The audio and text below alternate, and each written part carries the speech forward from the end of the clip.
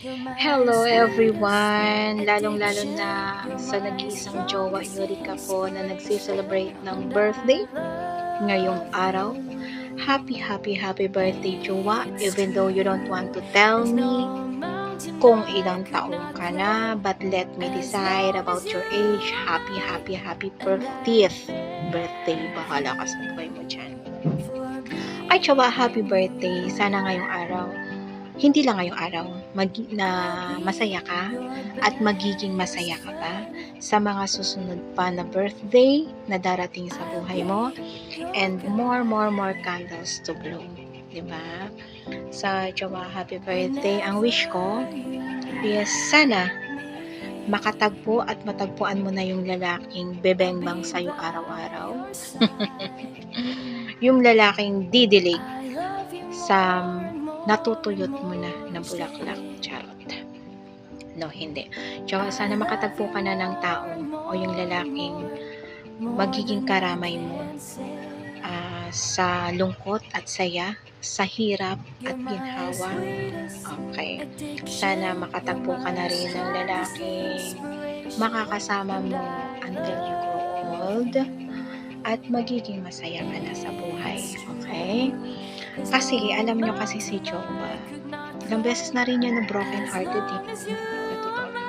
ilang beses na yan na broken hearted, pero ilang beses na rin yan umiyak. Ilang beses na rin yan umiyak sa buhay, pero andyan pa rin siya. Nakikita nyo lang sa kanya, naririnig nyo sa kanya dito sa VR, masayahin tao, palatawa, joker, diba? Joker. Pero deep inside, marami din problema yan sa buhay na hindi niya lang masyadong iniinda. Kaya hayaan mo lang yung problemang mamumblema sa'yo, diba? Ganyan si Jowa Yurika. At salamat sa mahigit isang taon na pagkakaibigan natin. Hindi pa tayo nag-aaway, di ba, Jowa? Hindi pa tayo nag-aaway. Siguro isang beses lang nagtampo ako. Pero hindi dahil sa kanya. Dahil sa dati niya pang ex-boyfriend. Nadadamay lang siya. At sorry dahil doon. Sobra isang taon na kaming mag-best friend. At sa lahat pala ng nagtatanong jowa words, yung salitang jowa na yan, that time kasi parehas kaming broken hearted. Then, nag-message siya sa akin, "Hi jowa." Why jowa? Bakit hindi na lang tayo ang magtawagan ng jowa? Kasi siguro may forever pa tayong dalawa. Yun. Doon nagsimula yung tawagan namin na jowa dahil sinabi niya, tayo na lang magtatawagan ng jowa. Diba? So, yun, sa mga nagtatanong, hindi kami totally magjowa na nagkaroon ng relasyon, no. Jowa as a sister, hindi man tayo magkadugo, hindi man tayo magka-relatives, pero yung puso natin magkabiyak. Sa'yo yung kabiyak ng puso ko, nasa akin yung kabiyak ng puso ko, ganun din sa'yo. Bahala na kayo mag-intindi dun, ay. Basta yun.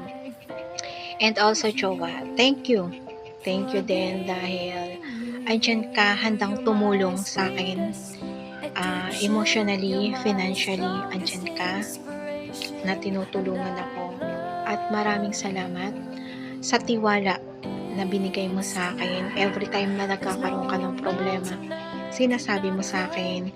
Every time na broken hearted ka, iniiyak mo sa akin. Ako na yung nagiging shoulder to cry on mo. Maraming salamat, at salamat din at hindi ka nagagalit every time na sinasabi ko sa'yo, napakatanga mo, 'di ba?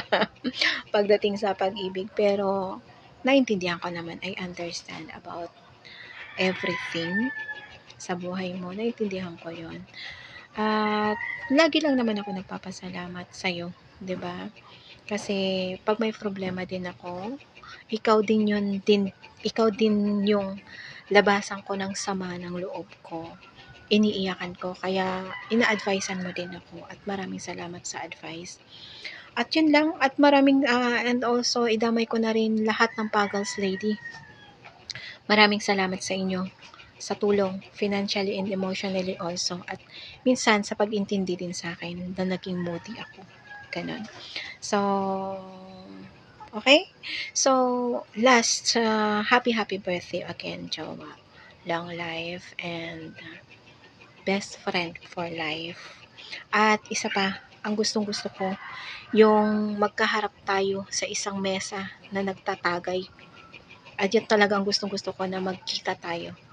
Personal. Ha? Magkikita pa tayo. At hahaba pa yung buhay natin. Hahaba pa yung buhay mo. Ganun lang yun. Thank you. And I love you all. I love you also, Jowa. I love you, I love you, I love you.